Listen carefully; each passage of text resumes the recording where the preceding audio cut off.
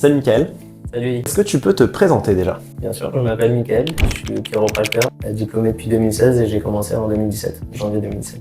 Tu es formé de quelle école? IFEC Paris, il y a aussi IFEC Toulouse, c'est la même école avec une entité à Paris, donc une entité à Toulouse. Est-ce que tu as fait des formations post-diplôme? Bien sûr, c'est presque, j'ai envie de dire, obligatoire si on veut connaître encore plus de choses et avoir une ouverture d'esprit encore plus large sur la chiropratique et sur tout ce qu'on peut faire en dehors du cabinet et de l'école. Qu'est-ce que tu as fait comme formation du coup? Waouh, j'ai fait plusieurs formations, alors je n'utilise pas tout. Ce que j'ai fait, moi ce qui Celle que tu retiens le plus peut-être? Ouais, moi ce qui me botte le plus, ce que je fais, c'est MLS. Ça veut dire Mastery, Love and Service.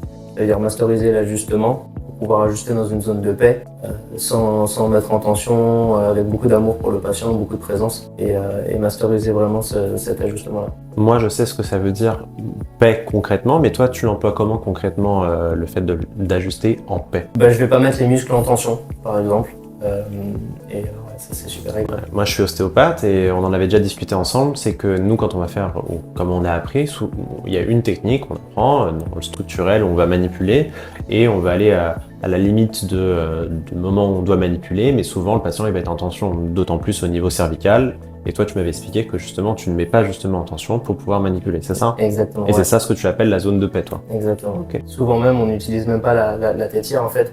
On garde vraiment la tête du patient dans la main pour pouvoir trouver le bon angle, pour pouvoir faire le bon arc. Et ouais, ça c'est intéressant. Moi, je te dirais d'aller suivre quelqu'un, je t'en ai parlé, qui s'appelle en ostéopathie Loïc Leprince, qui fait des formations justement, je crois que ça s'appelle Forme Ostéo si je ne me trompe pas, et qui fait exactement la même chose de ça. J'ai appris ça cette année, j'ai trouvé ça formidable moi aussi. Combien de temps dure la formation initiale de chiropraxie? Et aujourd'hui maintenant c'est 5 ans.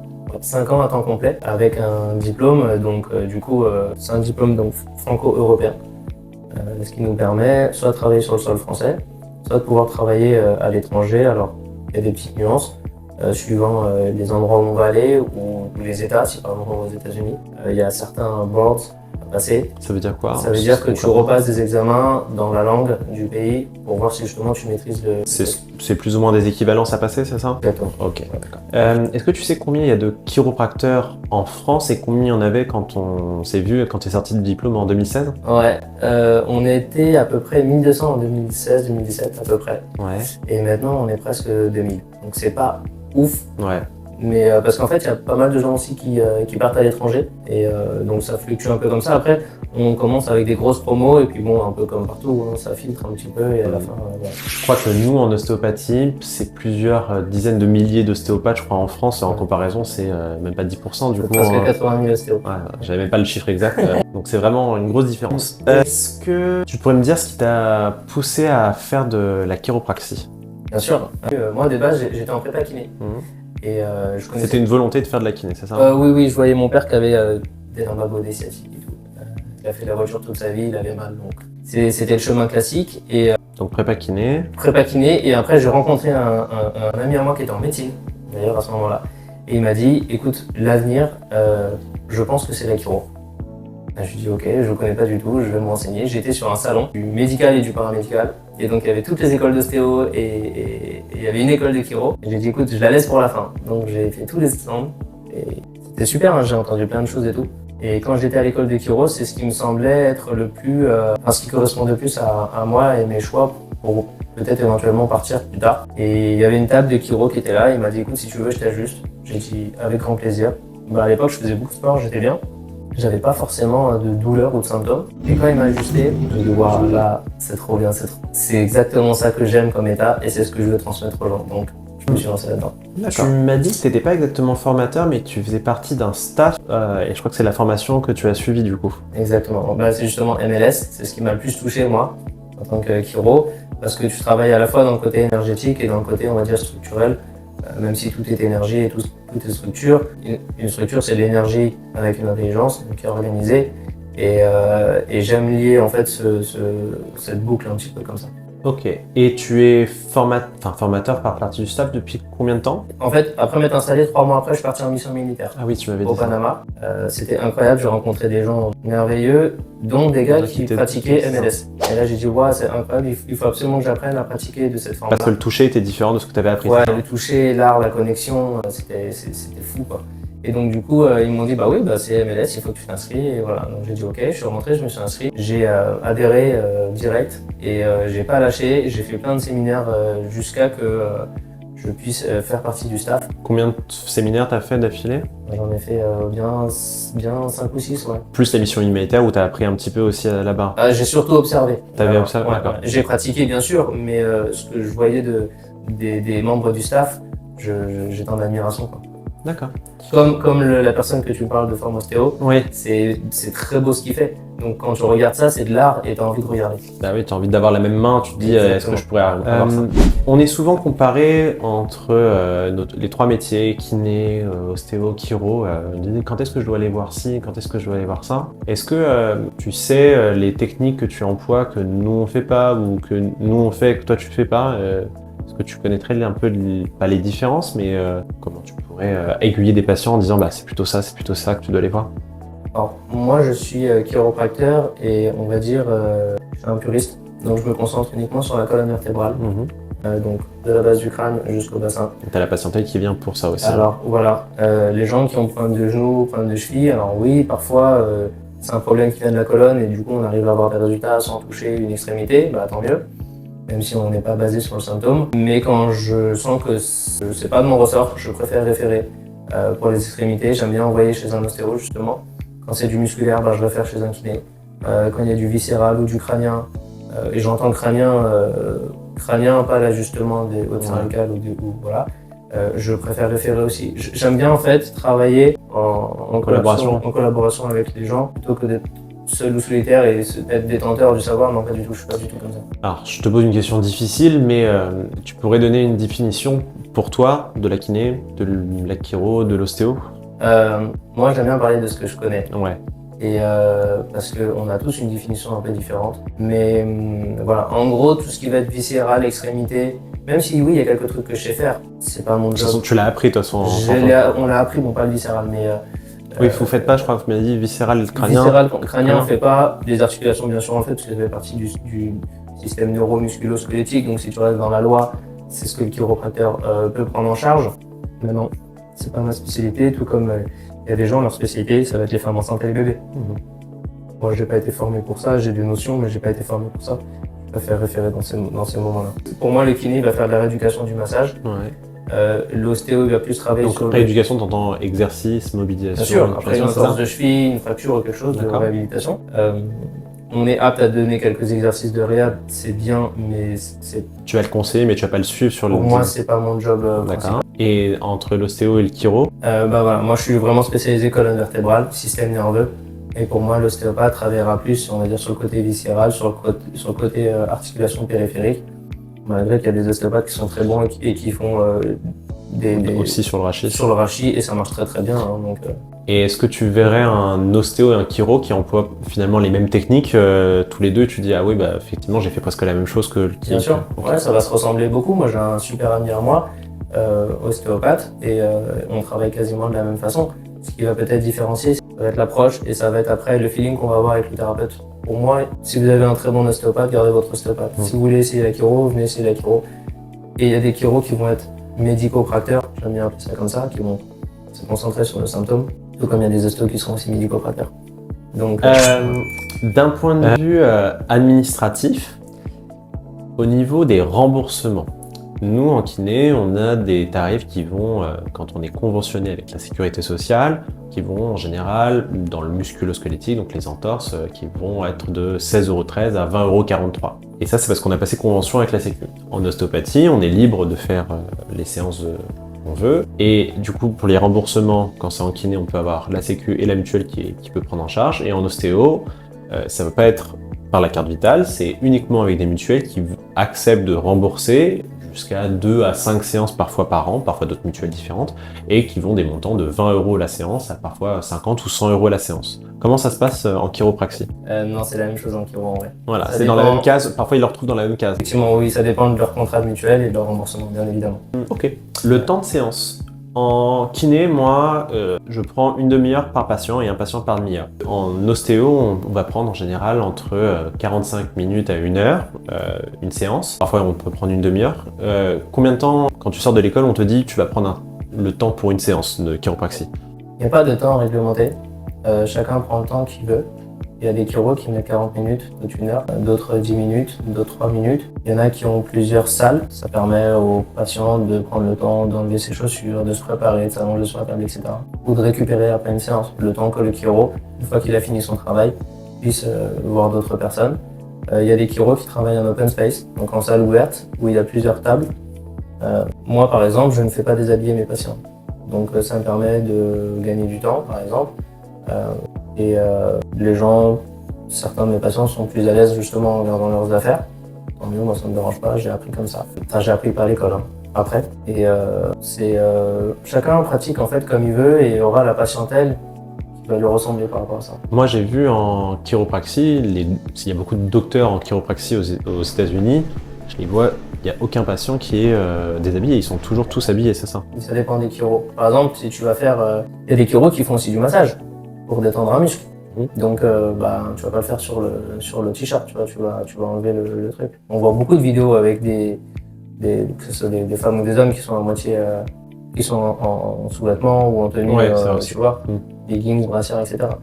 Au niveau de la régularité des séances, en kinésithérapie, tu vas avoir souvent une première séance de bilan et tu vas établir un plan de traitement qui peut aller de 1 fois par semaine, 1 fois toutes les 2 semaines, à 2 à 3 fois par semaine, voire même 5 fois par semaine quand on est en post-opératoire, puisqu'on a besoin de beaucoup de rééducation. Et en ostéopathie, c'est complètement différent. Tu peux le voir une fois, tu peux le revoir plus du tout après, tu peux le revoir une semaine après, 3 jours après.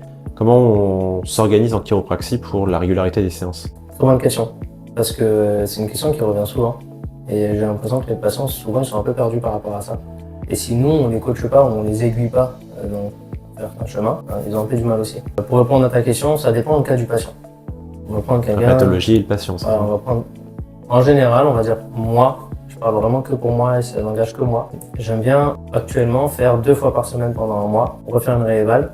Si c'est bien 1 fois par semaine, 1 fois toutes les 2 semaines, toutes les 3 semaines, et 1 fois par mois. En fait, j'ai 3 phases de traitement. J'ai une phase symptomatique, j'ai une phase de stabilisation et j'ai une phase de bien-être, on va dire, et de croissance. Pour pas dire prévention, parce qu'on ne peut jamais prévenir, mais en tout cas, ça permet d'entretenir, on va dire, la machine. En chiropraxie, est-ce que vous avez plusieurs modes d'exercice, plusieurs lieux d'exercice différents qui sont possibles? On a tous les lieux qui sont possibles. Je connais des chiropracteurs qui travaillent en hôpitaux, d'autres qui sont comme en cabinet libéral. Il y en a qui travaillent en entreprise aussi, qui sont employés. Tu m'avais dit en mission humanitaire aussi? Alors, mission humanitaire, mais t'es pas payé. C'est vraiment du don à 100%. C'est-à-dire que tu payes mais tout. tu travailles, tu fais un exercice, c'est pas parce que t'es pas rémunéré que tu le sers, c'est ça. Ouais, c'est du service. Et tu peux aussi suivre dans des clubs sportifs? Bien sûr, il n'y a aucun problème là-dessus. C'est ça. Ok. Est-ce que tu as des projets professionnels dans les prochaines années? Ouais, j'aimerais bien acheter un cabinet plus grand, parce qu'en fait, j'aimerais bien avoir plusieurs salles justement, pour, comme je t'expliquais tout à l'heure, voilà, un patient qui se repose, je vais pouvoir ajuster l'autre ou l'accueillir, etc. Et tourner un petit peu comme ça pour garder plus une efficace, énergie. voilà. Pour gagner un flow et une énergie et pas surtout, voilà, le patient il arrive et ouais, up down, c'est un peu dur. Donc, nous, on le ressent très très bien ce up-down, c'est ce qu'on se plaint le plus. Quand on a des lapins, on se dit « Ah, on n'a pas gagné d'argent ». Mais en fait, ce qui nous dérange le plus, c'est l'énergie que tu c'est sens. qu'on a l'impression qu'on est tout mou, alors que quand on enchaîne, on a une force incroyable. Et c'est ce que tu veux faire, toi, c'est ça? Bah oui, parce que normalement, à la fin de ta journée, tu dois avoir plus de peps que quand t'es arrivé. Ouais, alors que c'est pas le cas quand on a des trous, Quand on sort c'est bien, mais ouais, c'est vrai que quand on sort de séances de kiné, alors je parle pas des patients, mais je parle souvent de nous, quand on sort de nos séances le soir, on a l'impression qu'on est bien, on est encore en train et on se barre rapidement parce qu'on est encore plein d'énergie. Bah, je comprends maintenant pourquoi tu dis ça. Cette année, en tant que chiropracteur, qu'est-ce qui t'a rendu le plus fier? Ouais, j'ai eu énormément de mal à me dégager du temps. Et donc cette année, c'est ce que j'ai fait en fait. J'ai réaménagé tout mon emploi du temps de façon à me laisser du temps et une pause conséquente au milieu de ma journée.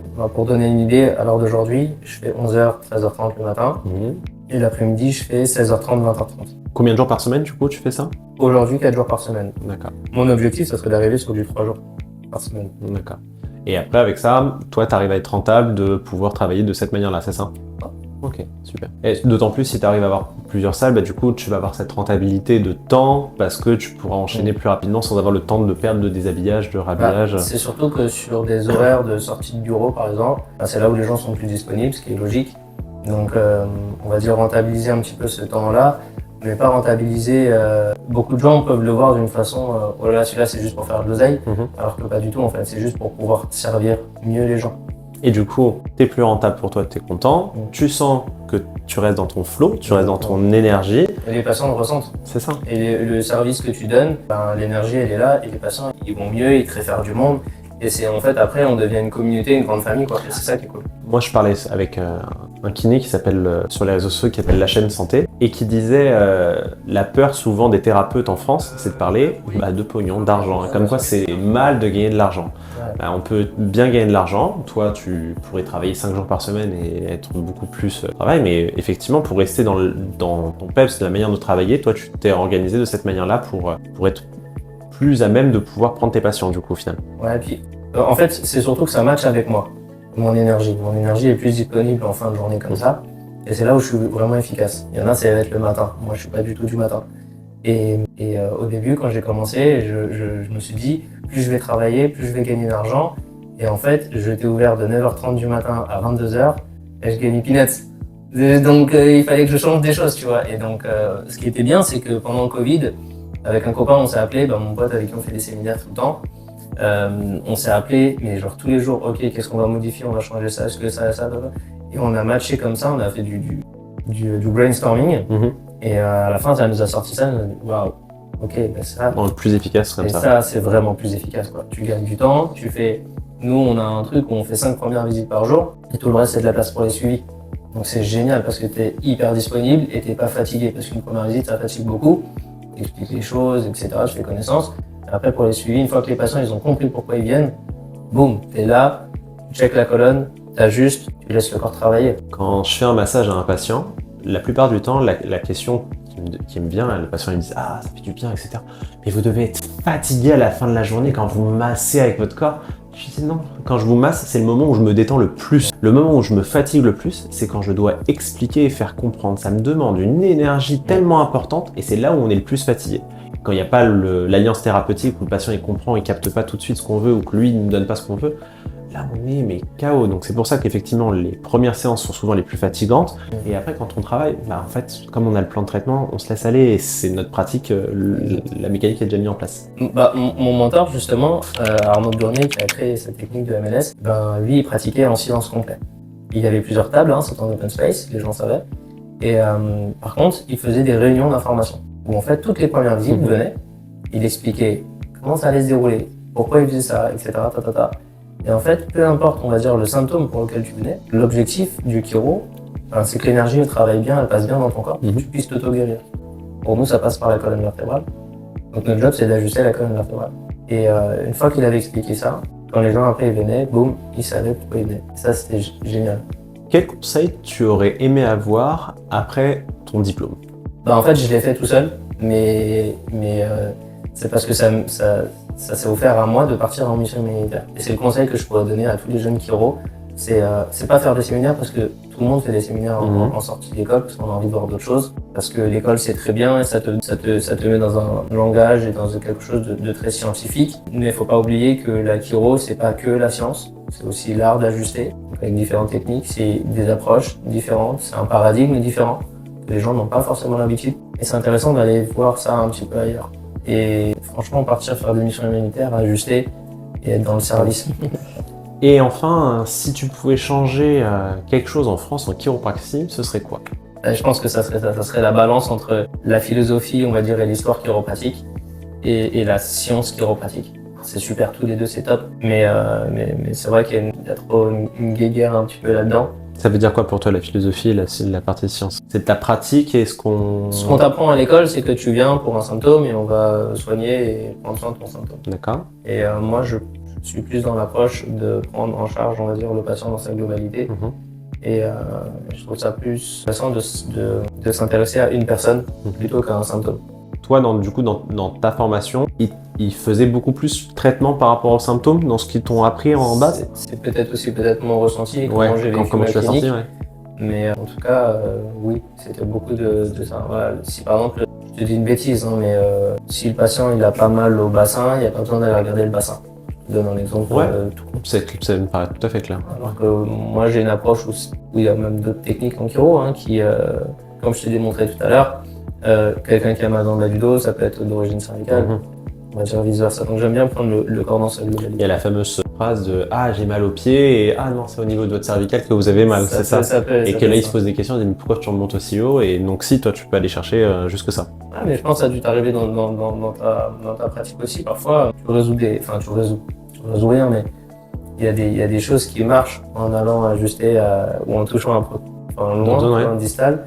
Et c'est incroyable. Par exemple, moi, il y avait une technique qui m'a toujours trippé, c'est que il y avait un truc, c'était quand tu avais une douleur des chevilles, tu allais regarder le poignet opposé. Puis tu cherchais en gros une zone de douleur, tu commençais à masser un petit peu et donc toujours en gardant les points diamétralement opposés. Ouais.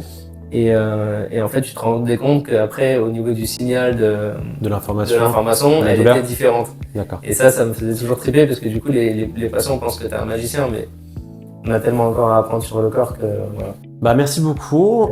Est-ce que tu voudrais ajouter une dernière chose? Est-ce que vous aimez ce que vous faites? Merci beaucoup Mickaël. Une belle chose. À bientôt.